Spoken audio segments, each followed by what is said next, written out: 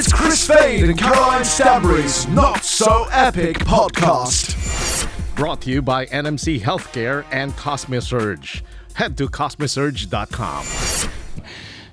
Do you want to start or do you? No, because I always cut in and you always get annoyed. So you start, Chris. No, I want you. Okay, welcome back. Here we are.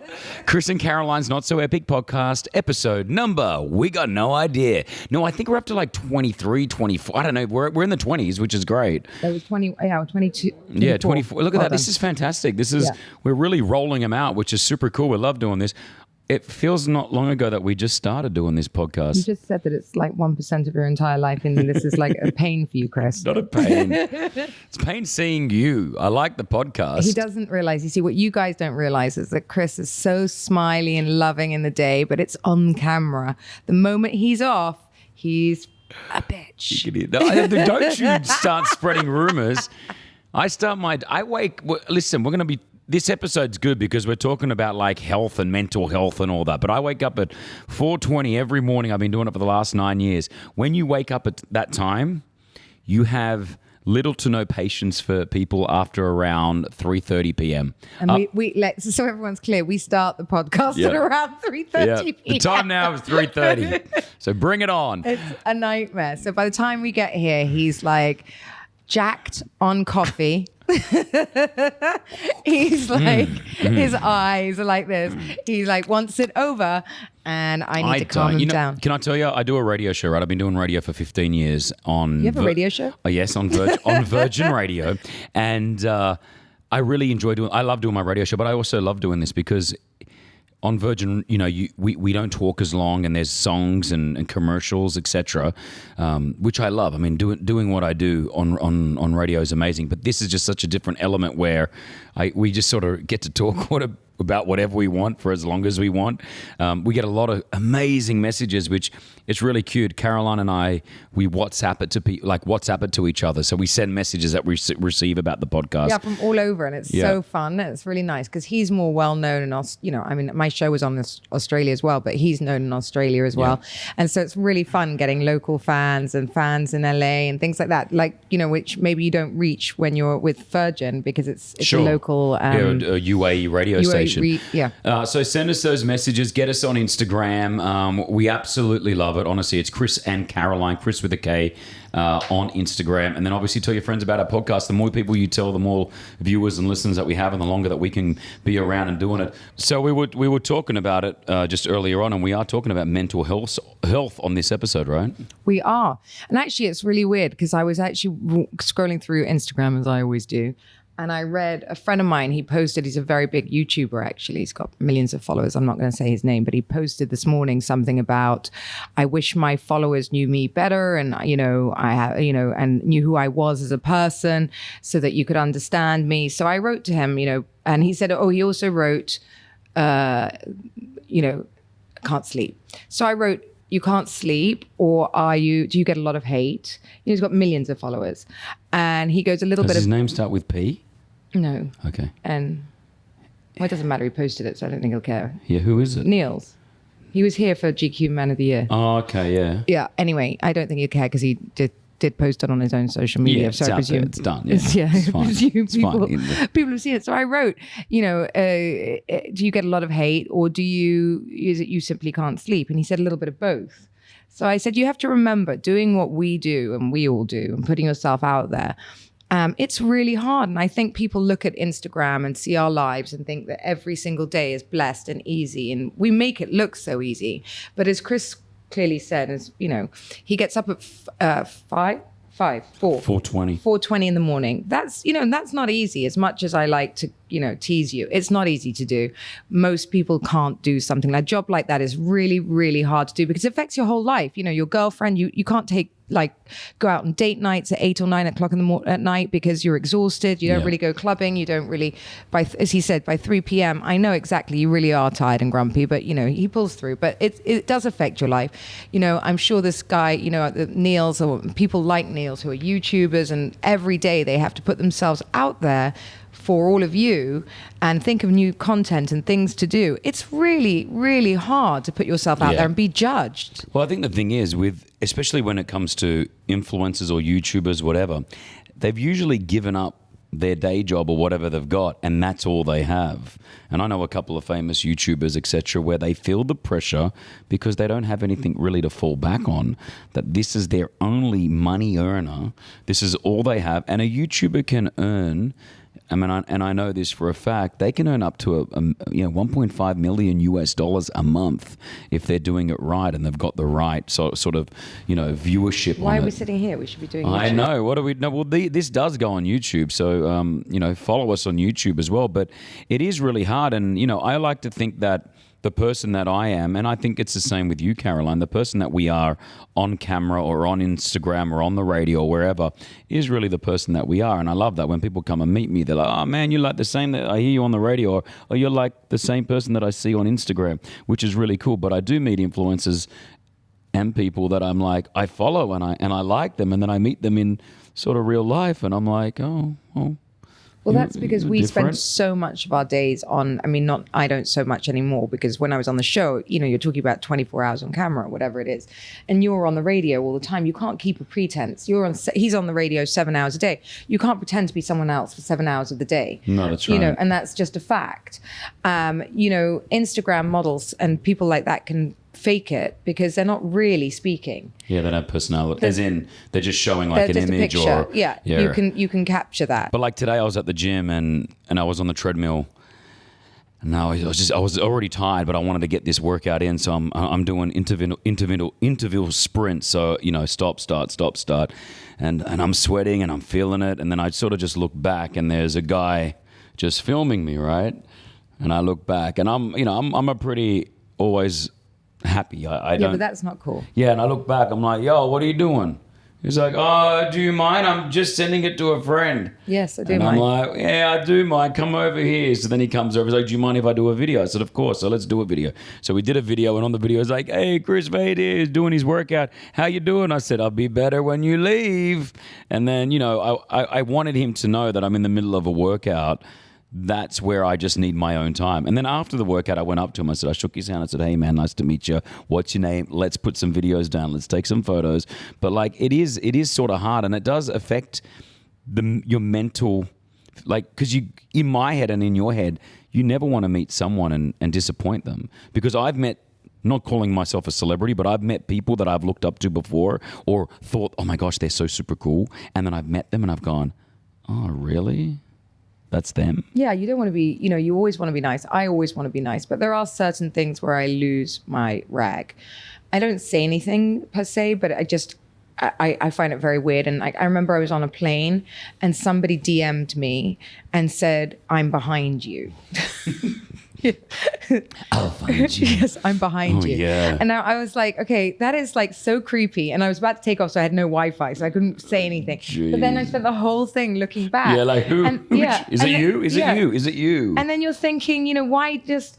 I'm so friendly. If you just come over at any point, even if I've got my kids or whatever, and come over and say hi, I'm always going to be nice. But when I get things like this, and I get it so often, I saw you here, but I didn't want to come up, I find it so much worse. Yeah. Because I'm like, I hate the thought of being watched. That's the thing now. People just watch. I get that sometimes, like, yo, I was da-da-da, but I was too afraid. I'm always like, come up and say hello. You don't have to Much be nicer, afraid. yeah. I'd rather you say hello than, I don't bite. I will bite if you put things like, if you film me in the gym without telling me.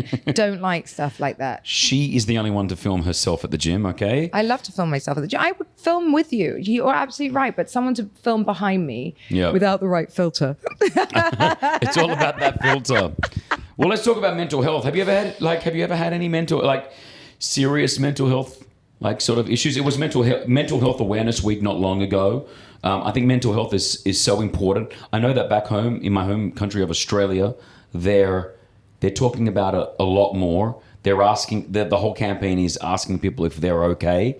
It's okay not to feel okay. So they're getting that out there where people are now asking you, hey, are you okay? Well, first of all, did you know that the UAE has a Minister of Happiness? I did know that. Yeah. No, I did know there's a Minister of Happiness. There's a Minister of Happiness, and I actually became friends with her. But it's quite amazing that this is the only place that does have, a whole government-run what do you call it, office Yeah. for happiness, you know, to make sure everyone in this country is happy.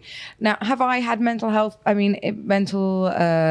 issues? I don't think so. Maybe a little bit after pregnancy and things like that. I think a lot of women experience sort of postnatal and highs and lows with that. Yeah. But I'm genuinely a cup is half full kind of a person, rather than, you know, it's a way of looking at life. You know, of course, sometimes life gives you lemons. It's just what you do with them. I like to make lemonade, but some people don't have that. And I notice it a lot with my girlfriends. I think it's more a younger generation now that are finding it really hard because the jobs aren't around, the money isn't around, different places, it's got more dangerous. The world is becoming a very different place. I feel very lucky and very blessed and very happy with no matter what the world throws at me these days. But I mean, I think it's a way I look at things. Yeah, for the year that I've known you, I've always seen you very happy and bubbly, and I always feel myself, she's always good, she's always cool, she's always feeling it. I mean, and that's not bullshit, by the way. No, I know it's legit. I know it's real, which is good. Like some people, I've got friends that never, so my mental health, where I'm at right now in my life is fantastic. But 6 or 7 years ago, I was on pills for my anxiety. See, I really can't imagine you like that. It's so weird. It's crazy, but I never imagined myself like that either. And do you think it was because you were going through with your ex-wife? No, it was before. It was actually no. So I can't. No, it was more. It was probably 9 years ago. I still remember when I got anxiety for the first time, and it was. And it's weird. If you've never had anxiety before, there'll be people listening to this and watching this who have got anxiety. They will totally relate. Then there'll be people that have never had it, like yourself. It's very hard to explain to someone, but you feel like you're going to die. Like that is what it is. There's two types of anxiety that you can get. You can get the ones where you're having an anxiety attack. So, for example, you may be just. I've had one of those. It feels like a brick wall's hitting you. Yes. Where did you have it? Oh my God, you can't breathe. Where did you have it? What do you mean? Where did you have the anxiety attack? Like, where were you when you had it? Oh, in New York. What were you doing? I was just walking around. It just hit me. I literally opened the door and just hit me for no reason. But then I breathed my way through it and then continued. Okay. So that's the flight or fight response, right? Right. Have you heard of that? No. So the fight is either you fight this, or the flight is like you go off on a ferry. It's literally like you can't breathe. It's like your throat is constricting, and it feels like a brick wall's hit you. You know that saying that your like your throat is tight. Like you ever heard that? Yeah. Like it's because your body really does start to. It's physical. It's physical. You start feeling these physical things. So the first time I ever got it. It was only, mine weren't attacks. Like I wasn't having an anxiety attack like where you just have it and then it goes away. Like I was having anxiety every day for nearly around, I want to say, a year. And But why? It started just before the birth of my first child. See, children are a lot of responsibility, even if you don't understand what you're going. You don't mentally. If you feel mentally prepared, the anxiety probably of the responsibility of everything you're about to go in. Exactly what it was. Into. So I now, mind you, it runs within my family. So, I had seen my mum and my sister sometimes have it. And I always think to myself, wow, that's so weird. Like anxiety is so weird. And then I got it and I realized why. I was 25 I was 25 years old, completely single, living this easy life in Sydney.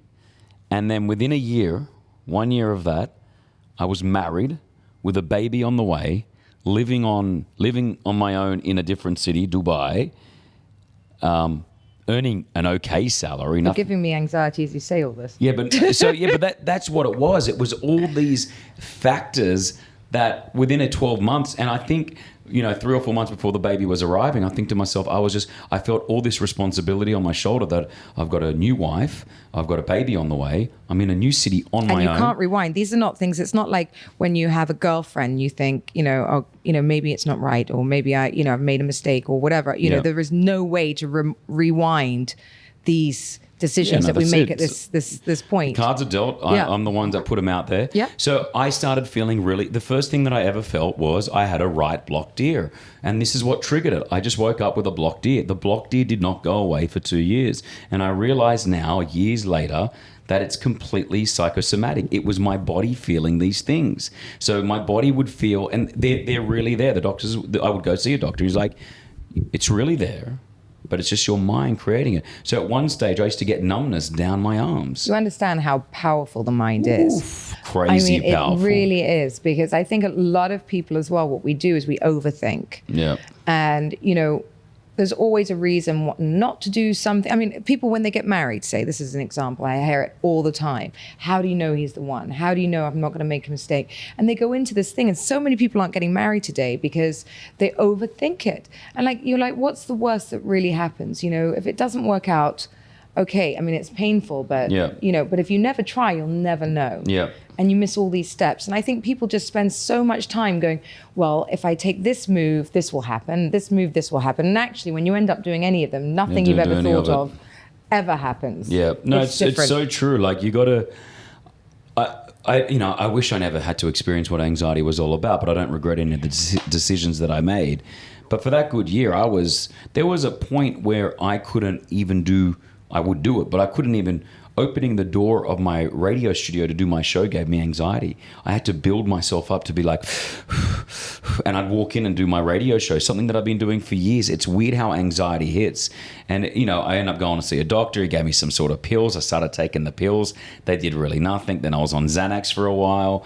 The Xanax would just sort of knock me out and make me feel sleepy. I took Xanax to go to bed, so I don't know how you even work. That's how it is. But then, but you don't understand. If you're suffering from anxiety, it's just there. It's constantly with you, and it's this mind. Your mind starts thinking about what's going to happen tomorrow, but what about next year? What about the year after? What about 5? So you start thinking ahead too much, and then that's what creates the anxiety. Because you're like, you never know with anything you have how long it's going to last. And I'm not talking about relationships, jobs, anything.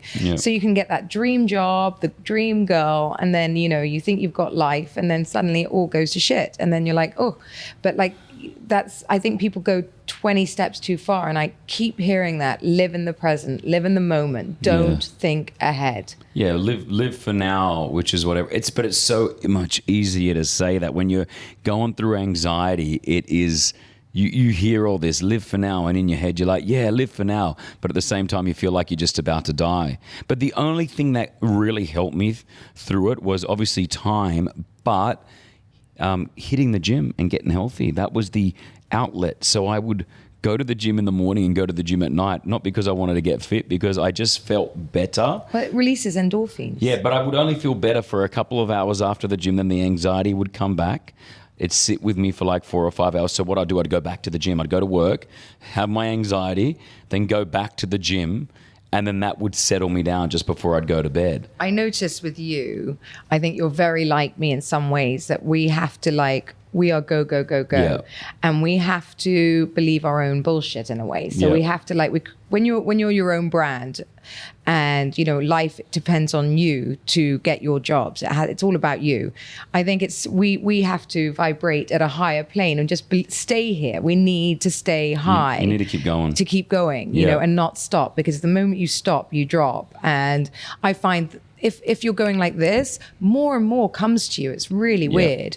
And the moment I relax and go, get a bit nervous and waver, that's when it all sort of drops. Yeah, I think we are the same like that. I find that because, Brianna and my family and whoever will always say, you can never be alone. You can't just be on your own. You can't sit still. You always need to keep doing something. Why are you working so much? But I love that. That's my go. I feel like if I do stop, everything's going to crumble maybe. Me too. That's exactly how I feel. I'm I'm 43 right now. And how long? And since I've been, getting all these new jobs as the face of, which I still can't believe. I mean, I'm kind of pinching myself. But the funny thing is, I'm thinking, how long can that last? Really? Yeah. How long will it last? So maybe only have 2-3 years of doing this, or maybe even, it's Dubai, maybe a year. You never know. So I get all excited. And then next year I don't have these jobs. So I've got to take it now. You've got to keep going. Yeah. But it's good. That's a good attitude to have. It's, and again, someone may be watching this or listening to this who is the complete opposite, who's sitting at home and can't. One of the hardest things is to interact with people. When you go through anxiety or depression, you don't want to talk to people. You want to stay inside your own little sort of bubble.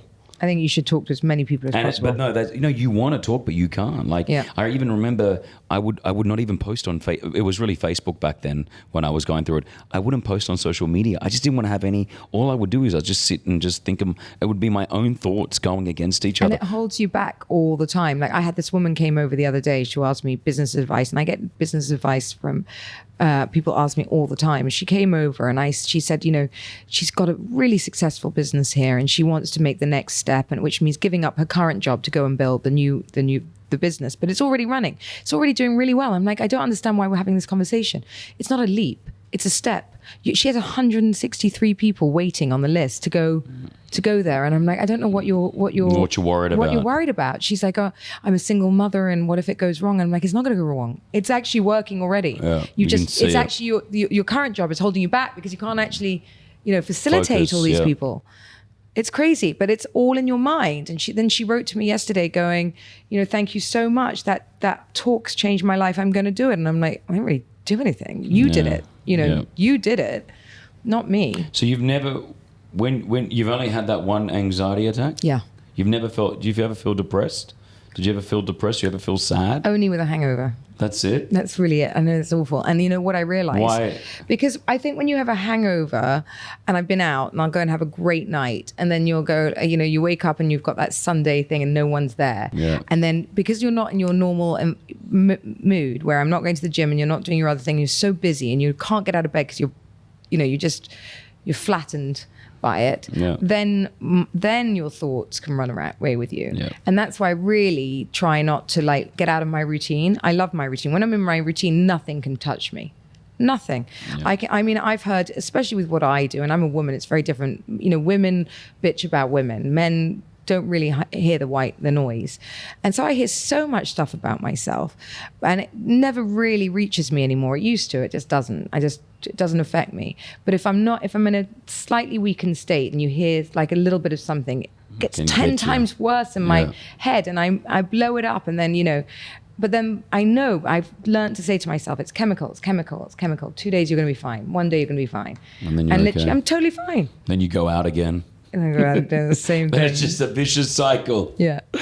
It's good. I'm not giving up my life, people. It's good why? that you know that. It's good that you can feel that. So here are my personal tips. If you're going through anxiety or you're depressed, this is what helped me. And this is only for me, this is what helped me. I'm not saying I'm a doctor. But all the pills that I was given, and I forget what they were called, but they were, I was on a mild dose of whatever they were. I stopped them. Even the doctor said take them. I started allowing the thoughts that you have in your mind that drive you crazy. I didn't try to fight the thoughts. I let the thoughts come. I thought about it, and then I just let them go. Because that's what happens sometimes. You want to fight. Stop thinking like that. Why are you thinking like that? Stop that. Stop that. You start having this argument. But what I felt was easier to do was to embrace the thoughts, have a realistic conversation with myself, and say that's not going to happen. And then I just let them go. And that was better than sort of trying to battle this thought. Just let them come and let them go. Yeah. Which is really important, I feel. In and out. Breathe in and out. Yeah, in and out. Breathing was another thing. I learned some techniques, which they're not easy. And I just still remember this one. Smell breathe the flower, smell the roses, blow out the candle. So it was through the nose, smell the roses. I always tell my son to do that. And blow it. And you do 10. He has anger issues. Does he? Yeah. But it's really, it actually nose, works. Mouth. It, I was going it nose, relaxes the body, gets you more oxygen. Yep. So that were the two things. And then I just going to the gym and eating healthier. I realized that when I looked better, when I felt better on the inside, I was actually feeling better. We got more guests coming in today. This is great. We're a busy show. I also really believe in getting good people around you that aren't judgmental. Yes. Aren't judgmental, who really have your best interests at heart. So Sorry, no we've matter got two dogs going crazy because of the guests coming in. Madness. Sorry. Who really have their best interests at heart. So no matter what, if I said I'm going to do naked cartwheels through this room, they're like, okay. Do it. I'll put it on the Instagram. No, but that's right. It is really, really, really important to have people around you and a good and And as I said, there's a big campaign in Australia that they're asking, "Are you okay?" And that's all it is, just asking someone that you know. We go to work, and a lot of us work in offices, and we're just doing that 9 to 5 thing, and you see that person in the kitchen, and that person may be just crumbling on the inside, but you don't know. It's there's this saying of, everyone is feeling something. People just hide it better than you do. People hide how they feel inside sometimes. You may be going through hell at home with your husband or with your wife or with your son, but at work you're like, "Hey, how you doing? Good." You don't know what they're going through. So asking someone, "Are you okay?" If they feel that connection, they may turn around and say, "You know what? I'm not. I've got suicidal thoughts. I've got anxiety. I'm feeling depressed." And it's little things like that that can really help someone. So always ask that question to people that you feel like may need it. "Hey, are you okay?" There was this video that was going around on Instagram and Facebook just a couple of weeks ago of a high school student who went in to the school with a machine gun. I don't know if you've seen this footage. And so he's gone in there. He's obviously got some mental health issues going on. And as he's holding this machine gun, who knew or who knows what he was planning on doing, but you can all imagine. And then the PE teacher, the physical education teacher, just grabbed him, gave him a hug, and was just like, "What's wrong? Talk to me." And then basically took the machine gun away from him, handed it to another student. The student walked off. They just embraced each other and hugged for around 60 seconds. So just that moment alone, who knows what this guy was going to do, this student, crazy. But just hugging him and saying, "Are you okay?" And the guy started crying. He obviously was going through some huge mental issues, but no one was there to address it. I think he's now being charged for possession of a gun, taking it to a school. But the result that it was, the hugging rather than 25 students dead, was a good ending. There are so, actually I just saw this thing they're doing in an inner city. I think it was in London or somewhere like this. They've built like a polo field, or no, they've taken the kids from inner cities out to farms to go and work with the animals and be able to learn to ride and play polo, which is, very expensive sport. And normally these children would never get to do it. Yep. And give them a focus that isn't, because so many of these inner cities have no one to talk to. People don't care. They've got nothing to look forward to, and they don't feel they have any future or any options or anything else. So the, violence and things like this and the mental health issues. And actually, I just watched, was it The Joker? Yeah. It's very interesting. How good was just that? amazing. Yeah. And it's so true. And so I watched them put the polo field in, and I was like, what a bizarre, thing to do. Why? Yeah, why? And then the kids were loving it. Yep. These inner city kids were riding all the horses and playing polo, which you've never seen, because it really is like a ridiculous sport for very rich people. And they were loving it. And they just said it's changed their lives. Yeah, the word I think which I think is really important. And I'm really proud of the schools actually here in the UAE, because I cut my finger the other day. Right, I just cut my finger and whatever, and I wore a Band-Aid. I talked about it on the radio, and I made a big thing out of it. Everyone was telling me, "Chris, shut up, shut up." Anyway, I go and visit a school, and when I get to the school, I see a teacher and a student both wearing a plaster, a Band-Aid on their finger. And in my head, I was like, oh, they cut themselves like I cut myself. And then I go and meet some more students, and there's about 10 students, and they've all got plaster on their finger. And I'm like, this is weird. And then I go to a bigger room. It's like literally 500 students. They're all wearing plaster on their finger. And then when I said, hold on a second, what's going on here? And the teacher said, we teach inclusion in our school. So we want to make sure that everyone feels welcomed and they all belong somewhere. And just by them all wearing their plaster and Band-Aid on their finger, they just wanted to let me know that I'm okay here and we're all together. And I was like, man, that's so cute. Isn't that cute? I love that. Isn't that a cute little story? And I just thought that was beautiful. And the school that I went to, they specialize in placement of children with determination, with special needs. So they look after children and they get them jobs in workforce once they finish school. And it was just amazing to hear how proud the teachers were of how they facilitate this inclusion. I think that's important when it comes to mental health. You sometimes feel excluded. You feel alone. You feel like you're doing this on your own. You feel like you'd have no one around you to help, but you do, and there's always a surrounding network and people around you that want to help you. So if you need that help, no matter where you live or where you're listening to us from, hey, feel free to hit us up on our Instagram, which is Chris and Caroline, or just find the local numbers and the local centers around the area that can give you help. The hardest thing sometimes is the money. I know that when I was going through it, every time I wanted to go see a psych or something like that, it wasn't covered by my medical. So you were coughing up $200 to $300 a hit. Wow.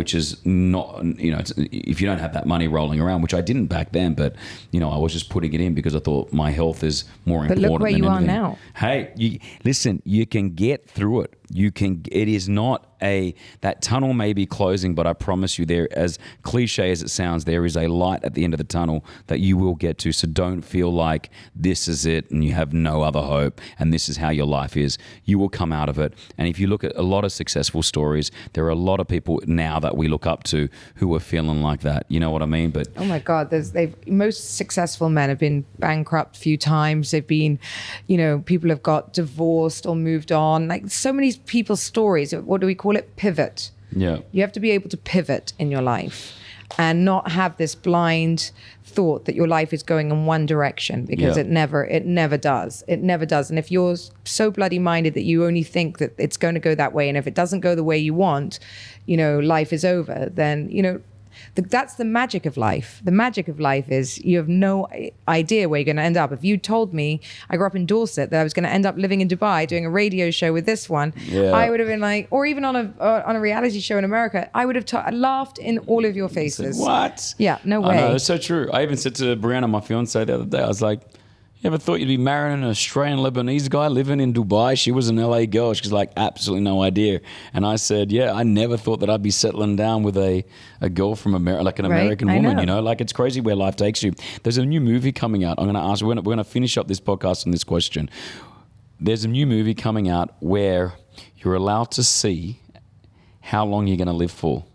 So you actually, you turn the phone over or the device and it says, Caroline Stanbury, you have These many days left. 14 years, 46 days, Yeah. 22 hours, 33 seconds till you die. Oh, yeah. Would you want to know that?